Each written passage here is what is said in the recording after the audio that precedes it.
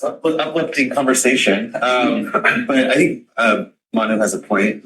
I think that this was a good conversation that we're having. And so when does we anticipate the free rides ending? August of next year. So so 1 complete year, and that's gonna be a cost of 4.7. 4.7. Okay, and then if we renewed it, it's another. Could be closer to 5. Yeah, I mean, I have to agree. I think we need to really reconsider that. I mean, some people may not think that's a lot, but that's a lot. And especially with what we're faced with. And I know that a lot of people may seem positive about a sales tax like this passing, but I have to agree with Manu. You know, what they were talking about in their sales tax, people really, they drive the roads every single day, their cars feel it. Even though people may support and the idea of the bus system, I don't know if that's going to get 2/3. So I don't know. I think we need to, as a board, really reconsider the continuing that. I don't know how anyone else feels, but I mean, that's a lot of money to be saving. Dr. Lynn. Yeah, initially the zero fares wasn't infected. Wasn't that partly because of all the changes in the routes to be able to help people adjust to the changes to zero fares? And I know we received some recognition, some possibly grant help because of that program, right? So we received funding we wouldn't have had we not. That's the point I was just making. Okay. Sorry. I'm sorry. No, I was hoping It's an important I was point. waiting for that to come in. So So we've secured almost $2.5 million from LCTOP, low carbon transit operating funds. Right. Half of that for youth zero fare program and the other half for zero fare general. And we've also built into this one-time TIRSA operating funds, the zero fare portion per year, right?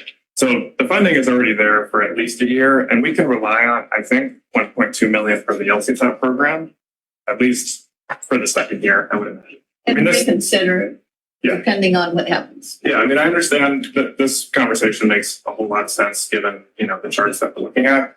There's a lot of reasons I think that we should keep the discussion on the table of zero fare. We're putting in a massive service increase, right? 50%. One of the biggest barriers to people just getting off the first time is how do I figure out how to work, right? And we want to really encourage people during this first year or 2 years to try out this new system that we're putting in with this one-time TIRSA funding.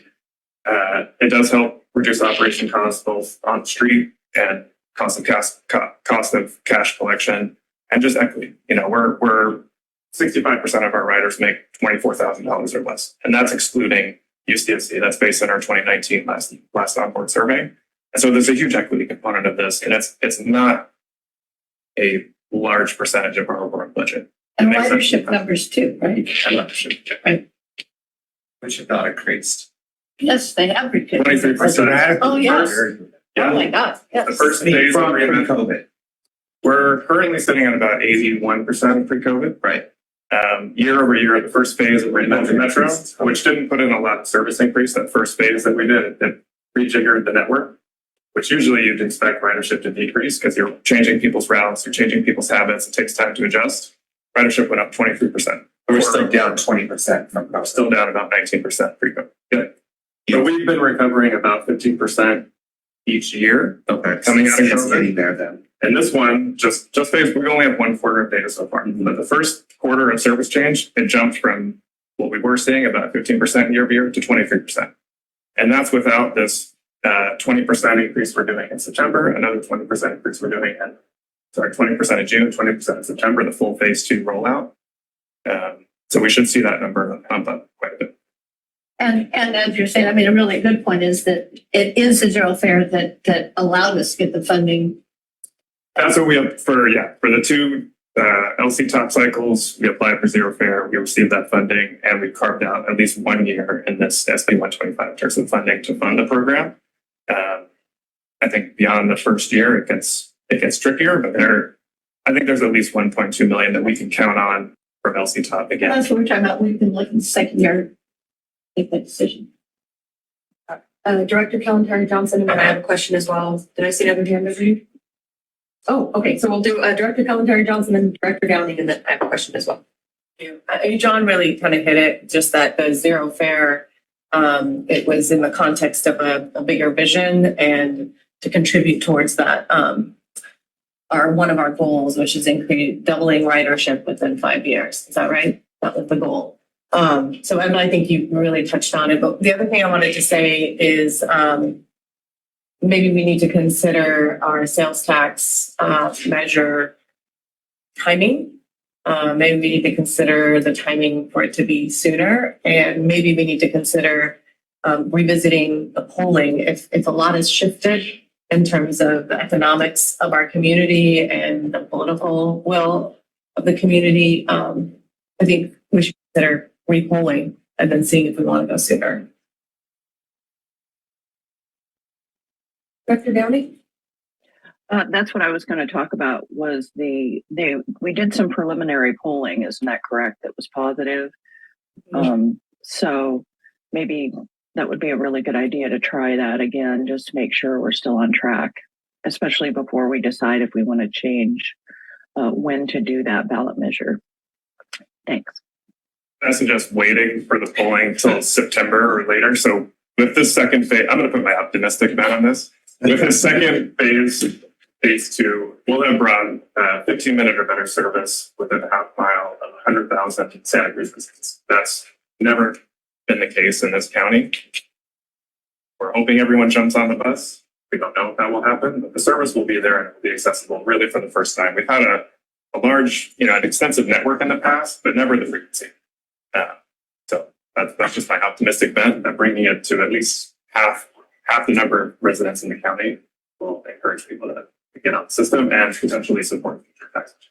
You might not be competing against other local majors that would be coming up in the next year too also. Director Calhoun Johnson? Yeah, I think that was the thinking. That's all, that we would show some outcomes before we ask the community to invest. Like, look what we can do, help us continue this. Yeah. What did you say, Director Lynn? About? Well, also about the competing measures. Oh, yeah, I was just gonna say that, well. Yes, that was it. And then Director Ashley? I think we do okay everywhere. I don't.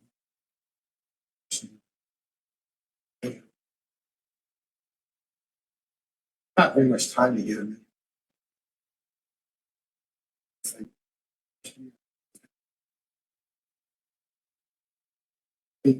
I thought was we could do it. Other. Yeah.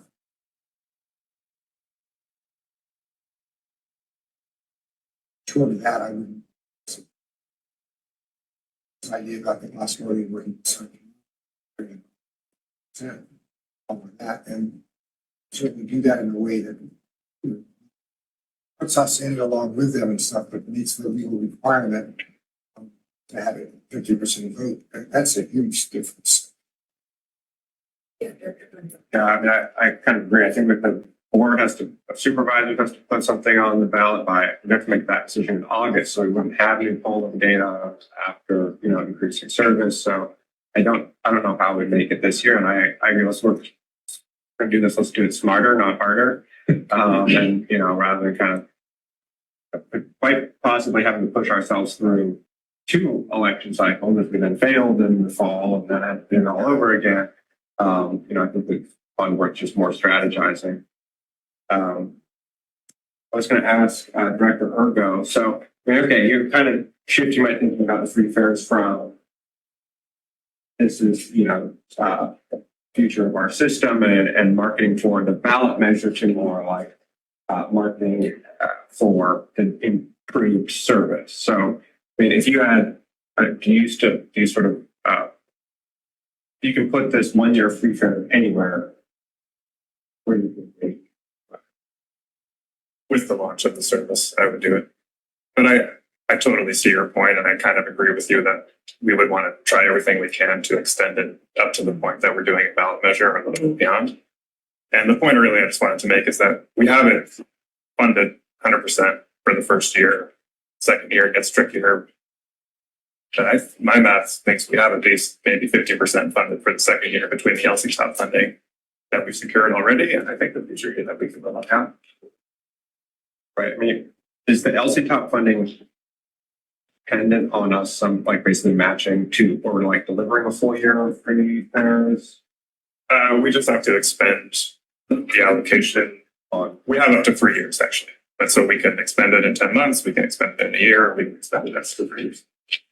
Could we, I mean, we've done free fares for like a month, so we'll watch phase one, right? I mean, could we look at it that way, maybe rather than doing a continuous year, we say, let's do 3 months of free fares and we roll out phase two, and then let's say, see how it goes, and then push out free fares out to covering the one up to like say, Yeah, one of the sources, no, because it funds youth cruise free, and that's just not billing. We request reimbursement for the youth cruise free. The second funding, the application we put in was for 10 months, but we could go back to the state to change that for a shorter time period. But what we put in was to support free fares for this 10-month period, starting in September.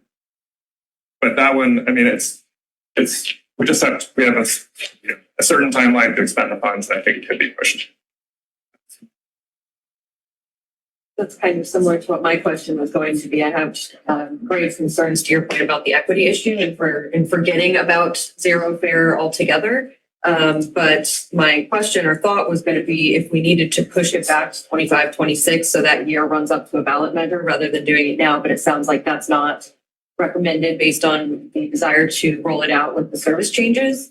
That it's not a funding issue. We can do that with the funding, so we have 3 years. But if we want to roll out free fares with the service changes, it needs to be done in 24, 25 and not 25, 26. Is that correct? The final phase of phase two, we're putting in September. So if we want to time the free fare period beginning then that's what we want to do it. But we could totally reconsider that schedule and that plan and maybe shift it to a later year. That would be possible with NDLC top funding. But we also haven't, I mean, the first year we have fully funded because this one-time TERSA money that we received is 225 funding. We took a portion of that for the zero fare program. Chuck, based on what we know right now today, what changes in this graph if we extend it for another year? Like when does that, I guess we'll continue to differ. When does that go up and then back down comparatively to? So right now we're at 3.6. If we extend it one more year, one more fiscal year, if John's saying it's about what, 2 million? Okay, I'll see that. Yeah, 1.2. So your 3.6 that you see right there will probably drop down closer to 0, but then it'll spike back up.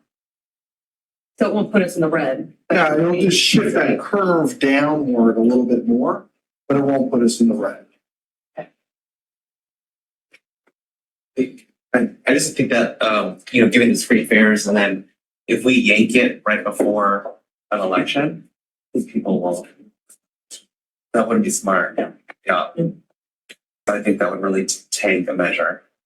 So I think we're going to be at 0, not 3.6. I think we're going to be forced to do that year.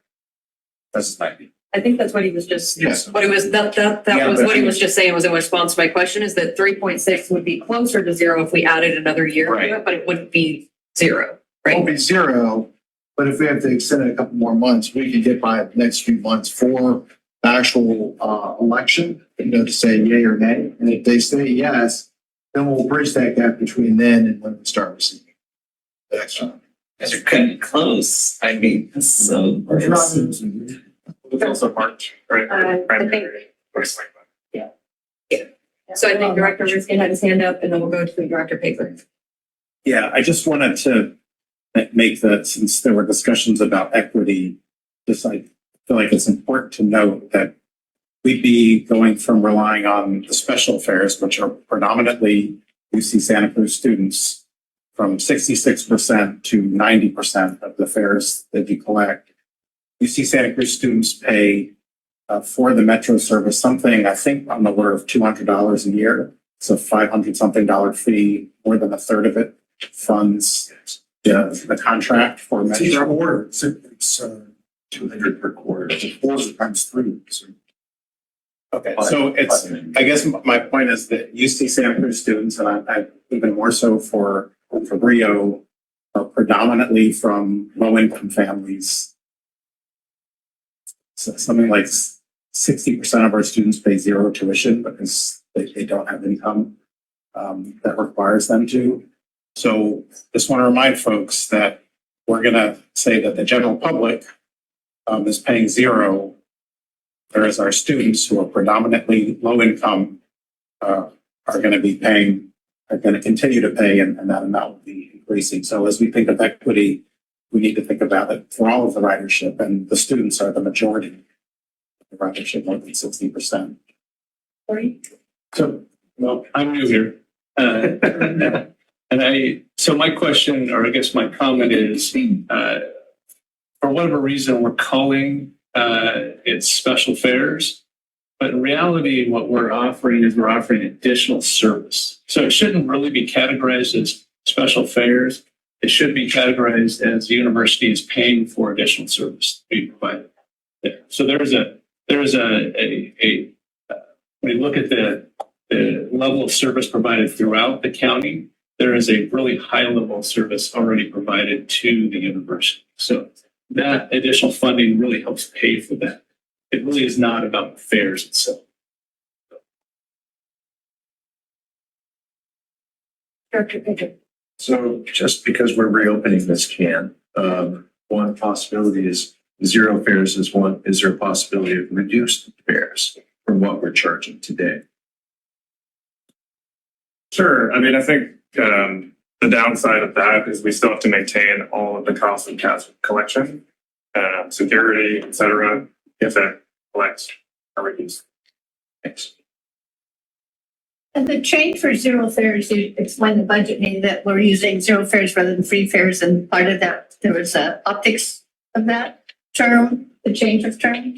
I think the optics came from our new CEO.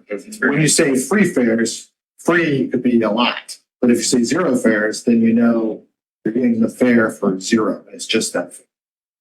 It's truly free. Yeah, right. It does sound better. Zero lunch, but not a free lunch.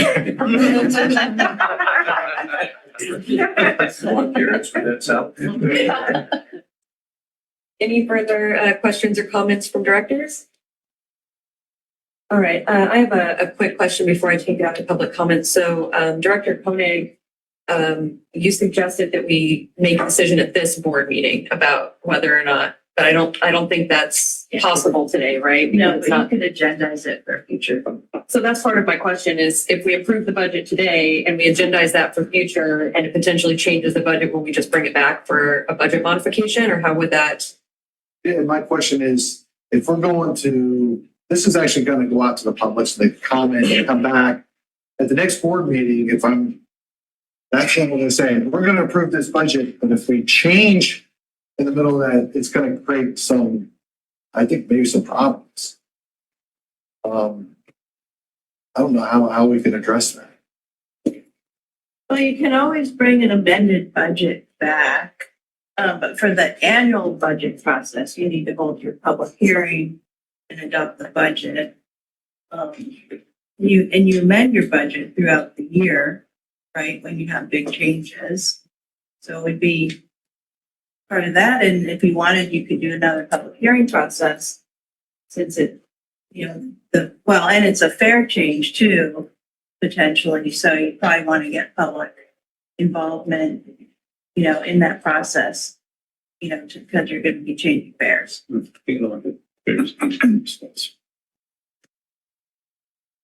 Right, under your policy, but yeah. Could we have additional direction to include, I don't know exactly what, that be considered when we come back next month? You mean, could you consider? Can say we approve this budget with the additional direction to look at the impact of that, whatever we decide might have on the total budget when we discuss it next month. That next month you have more options to consider, and then that would be part of the public process. So you have to prepare those options. But then we got to go through another 30-day process. If we don't go with this, do we need to go through another 30-day? Well, I think if you have your options spelled out during this 30-day period, you're allowing people to comment on those various options. I have to give it a little bit of thought. Yeah, there's nothing for people to look at to give opinions on. And this way I don't want to get, You know, you'd have to prepare those options so that the public is able to comment on, you know, option A. Which we should have. Option B. What they would be right now,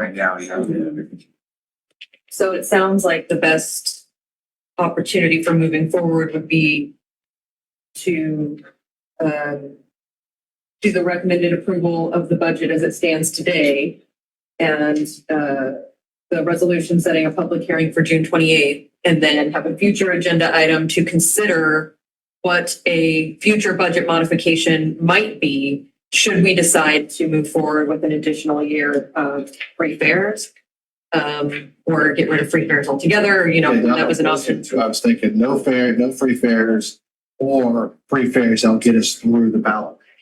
So that would be a new agenda item at a future date that would tell us what our even future out the net budget modification would need to be. Yeah, I think we should get that ball rolling. Yeah, I agree. So let's, I don't think I need to, do I need to ask for a motion or anything just to ask for a future agenda item? I could just say, please No, bring that that's- back to us in June, Yeah, right? you decide what's the future. Yeah, if we could have that in June, that kind of two options and what they might look like for a future budget modification, I think that it should probably be, and I welcome feedback on this, a separate item from the actual public hearing for the budget, so as not to confuse people. I think we should have the budget public hearing and then a separate item on, now that you've approved the budget, should you decide to move forward with these other things, here's how the budget will change. If we could do that in June, I think that would be great. There you go.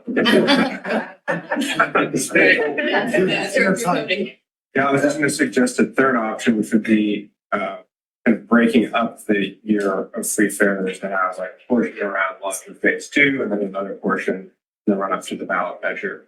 And that way we don't end up, paying for a whole other year on a difficult, slim budget, but we still get that benefit of marketing before a ballot measure. Not to mention, later on, highway will be done, so the queue campaign on Soviet Drive will be done, so actually the whole system should be flowing a lot better. I guess the big thing about that is depending on how much time you want to do with the launch and how much time do you need the leeway. If that ends up being a year, you're going to be pretty much in the ballpark of what I show. It's just the timing between years. So it's not much there. So, I mean, I could do something if you. Well, I mean, it's actually, I think, more of a question for Director Ergo, which is like, it's not going to work for the LC top funding and state funding. Just making sure that. Yeah, I think we could just break up, essentially take the year that we have funded or the 10 months, but let's call it a year, and break it up into say 2 6-month periods. And that shouldn't have any impact on the budget. Not a lot. I mean, It just shifts that timing around. So, I mean, I don't think you need to show a difference in the budget. If we do it that way, it's just breaking timing up of when we're offering the zero fare period.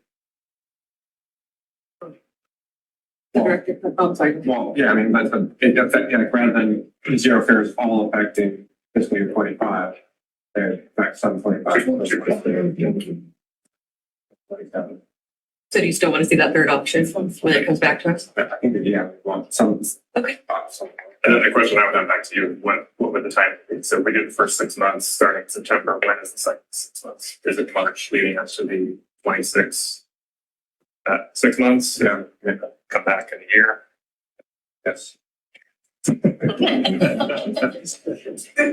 Director Atkins. In the meantime, I'll move that we publish the budget for public comment. Okay, I still need to go to public comment, but I will. We have a second for the sake of. Sure. Okay, we have a motion and a second.